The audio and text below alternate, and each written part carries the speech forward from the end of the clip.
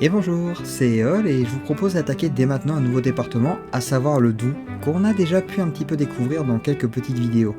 Mais pour cette fois, ça va être 5 nouvelles histoires.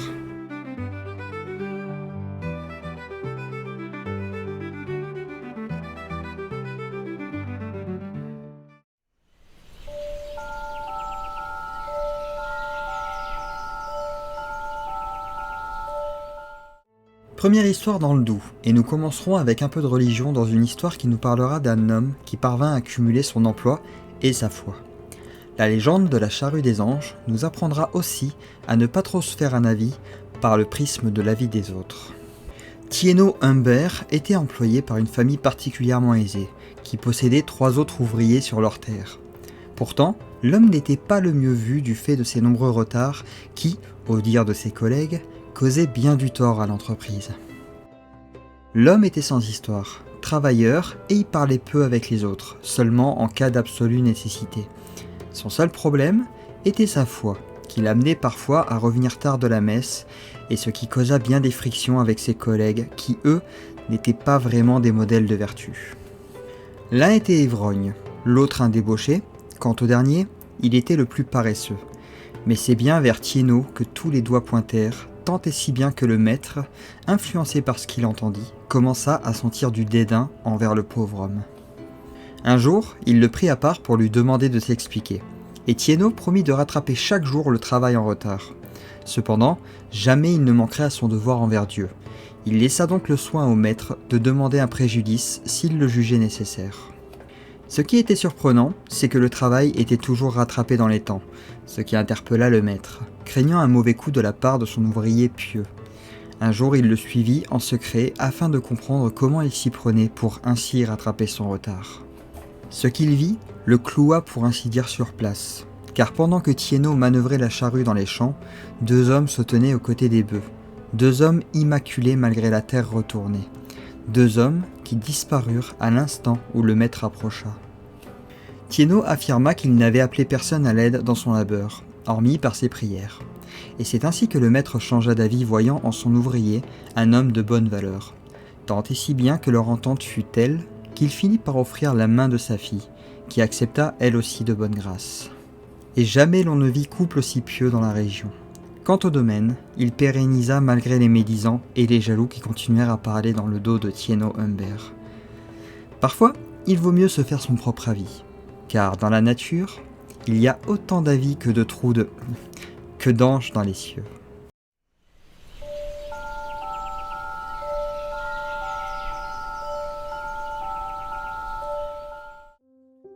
Si à de nombreuses reprises nous avons eu l'occasion de parler de dames blanches, sachez mes amis qu'il existe aussi des dames vertes. Bien qu'il soit difficile de dire s'il s'agit de fantômes ou non, une chose reste cependant sûre, elles sont tout aussi mystérieuses. Celle dont nous allons parler aujourd'hui est indéniablement liée aux eaux se glissant sous le fameux pont de la Vaujotte. Et il existe plusieurs versions à cette étrange créature. Tantôt une fée, tantôt un monstre. Les histoires varient en fonction de si elles sortent de la bouche d'une femme ou d'un homme. Car si les unes la craignent, les autres souhaitent la voir. Et pour cause, celle que l'on appelle également la Vaujotte est décrite comme une femme d'une grande beauté, à la couleur de peau aussi verte que celle des grenouilles. Inoffensive selon les dires, tant qu'on ne la cherche pas trop, mais pas si inoffensive selon l'autre version qui lui prête une apparence bien plus monstrueuse, comme une grenouille hideuse et difforme qui se plaît à attraper les enfants imprudents venus jouer trop près du ruisseau. Alors, pourquoi 2 versions qui ne concordent pas vraiment pour une telle créature ? A priori, elle trouverait son origine dans une petite histoire, lorsqu'une petite fille avait malencontreusement glissé dans le ruisseau et se trouva dans l'incapacité de remonter sur la berge. Car c'était par un temps de pluie et il n'était pas rare que la dame verte soit de sortie pour tirer la langue afin de récupérer la précieuse eau du ciel, douce et pure. Ce fut à cet instant qu'elle entendit l'enfant qui pleurait et s'en approcha. Évidemment, pour l'esprit de ces eaux, elle n'eut aucun mal à hisser l'enfant sur le rebord, mais difficile pour une enfant de tout comprendre à la situation. Soit avait-elle peur de se faire gronder du fait d'avoir joué trop près de la rivière, soit avait-elle mal interprété le geste de la belle dame des eaux. Quoi qu'il en soit, elle se mit à courir vers le village le plus proche, hurlant à qui voulait l'entendre que la Vaujotte avait voulu la noyer, jusqu'à le dire à ses parents. Une histoire qui ne mit pas longtemps à se répandre comme une traînée de poudre, détériorant la réputation de l'esprit du ruisseau auprès des femmes et des mères. On essaya bien de l'attraper, mais sans succès. La Vaujotte ne se vengea pas non plus, car sans cette histoire, elle se dit qu'elle aurait très bien pu finir dans l'oubli.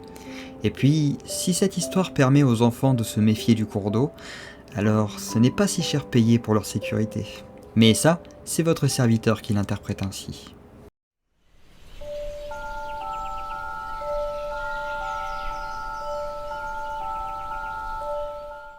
Dragons et wyvernes ont été particulièrement nombreux en France, comme en attestent les nombreuses histoires à leur sujet. Et c'est vers Cubry qu'il nous faudra nous tourner pour en découvrir une nouvelle, parlant cette fois d'une vouivre. Si les vouivres sont connus pour posséder un joyau qui les rend quasi immortels, ce ne sera pourtant pas le cas dans ce récit. Cela dit, ça n'enlève rien au fait qu'elle aurait terrorisé les habitants de la région pendant un temps. On prétend qu'elle a longtemps hanté les forêts du mont Bleuchin, non loin de la ville de Cubry, et faisait planer son ombre sur toutes les villes et villages du coin, à tel point que personne ne voulait traverser les bois une fois le soleil tombé. Ça ne veut pas forcément dire qu'ils étaient plus sereins de jour non plus. Un seigneur du pays, qui était de la famille des Moustiers, se promit de terrasser la bête. À dire vrai, il invoqua même Saint-Georges, en se jurant de construire un château sur la hauteur de Bleuchin. Et c'est sur ce fait qu'il partit en chasse de la fameuse vouivre. Bien évidemment, l'homme était plus malin que ça, et ne fonça pas tête baissée. Il prit donc son temps pour observer la bête, afin de pouvoir profiter de la meilleure occasion d'en finir avec elle. C'est d'ailleurs après ce temps d'observation qu'il se lança enfin à l'assaut contre la créature.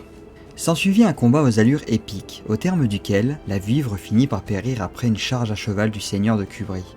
Ainsi fut vaincue la terrible bête, ce qui amena en résultat un apaisement de la région plus que conséquent. Car que ce soit Cubry, Nance, Bermont ou bien d'autres villages, tous furent libérés de la présence de l'infâme créature. Et quant au sire de Moustier, il n'était pas seulement un combattant valeureux, mais également un homme d'honneur.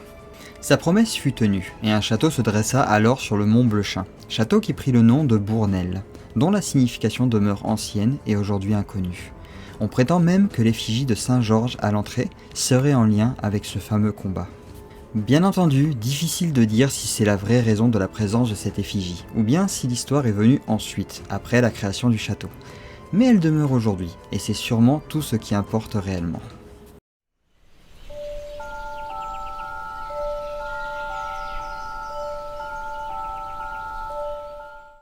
Aujourd'hui, c'est une légende un peu particulière, car elle va concerner des personnages assez connus dans la religion chrétienne.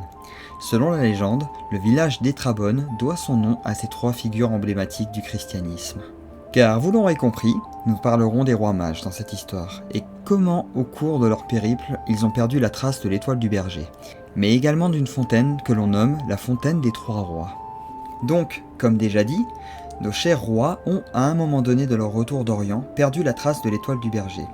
Après avoir erré un certain temps, ils ont fini par s'échouer quelque part dans le Doubs, où ils passèrent par Étrabonne, qui ne portait pas encore ce nom-là, bien entendu. Assoiffés, ils découvrirent une fontaine, et c'est ainsi que le premier en but de l'eau dont il affirma rapidement qu'elle était à son goût. Le second en but alors à son tour et confirma. Quant au troisième, il s'écria immédiatement après y avoir goûté « Elle est très bonne !» Enfin, c'était plutôt en patois, donc cela donnerait plutôt Atraboun. Mais c'est tout simplement de là que serait venu le nom du village. Simple, mais efficace.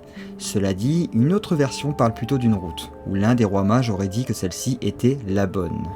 Quoi qu'il en soit, revenons-en à la fontaine, qui, selon François de Belforêt, un écrivain français du XVIe siècle, pouvait soigner les maladies, plus particulièrement la maladie des écrouelles, soit par son eau, soit par le pain donné en aumône dans la chapelle à proximité. D'ailleurs, il nommera la ville Strabonne, ce qui me laisse à penser que le nom de la ville a pu évoluer avec la langue. Quoi qu'il en soit, François affirme également que les seigneurs locaux avaient tendance à garder de ce fameux pain avec eux pour en offrir aux malades qu'ils croisaient. Vous l'aurez sûrement compris, c'est donc de là que vient le nom de la fontaine des trois rois d'Étrabonne.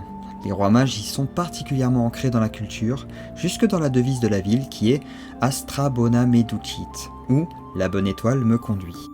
On ne peut qu'espérer que cette bonne étoile nous guide également vers d'autres légendes, toujours plus originales les unes que les autres, même si je n'en doute personnellement pas.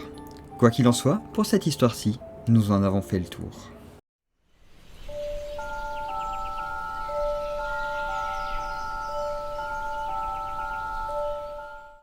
Il y a des histoires qui nous rappellent toujours que l'humanité est composée de bons comme du mauvais. La plus généreuse bonté chez les uns peut malheureusement parfois faire ressortir le pire chez les autres, et cette légende nous le rappelle. C'est vers la commune de Montagnier-Servigné que l'on se tourne, où notre histoire nous parlera d'un étrange incendie qui aurait éclaté il fut un temps.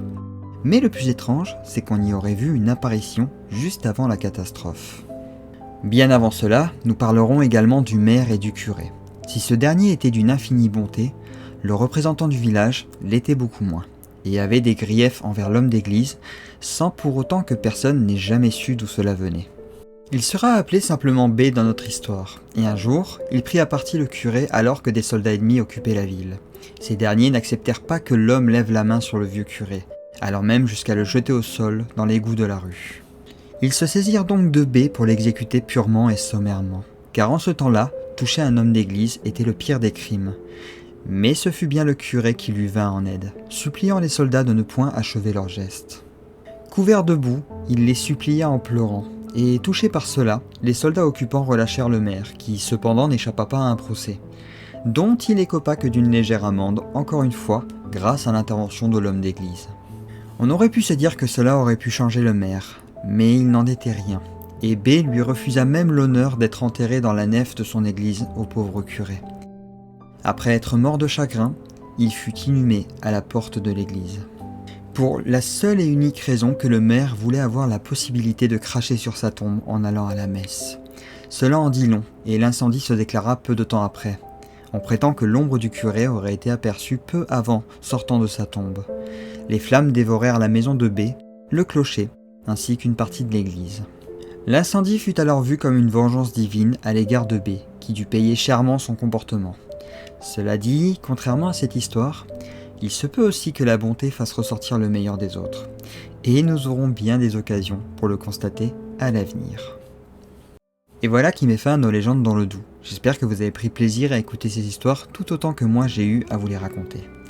Quoi qu'il en soit, je vous propose qu'on se retrouve désormais pour quelques petites vidéos un petit peu hors série, hors piste et tout ça comme d'habitude, avant d'attaquer un nouveau département. Et d'ici là, je vous dis, portez-vous bien et à très vite.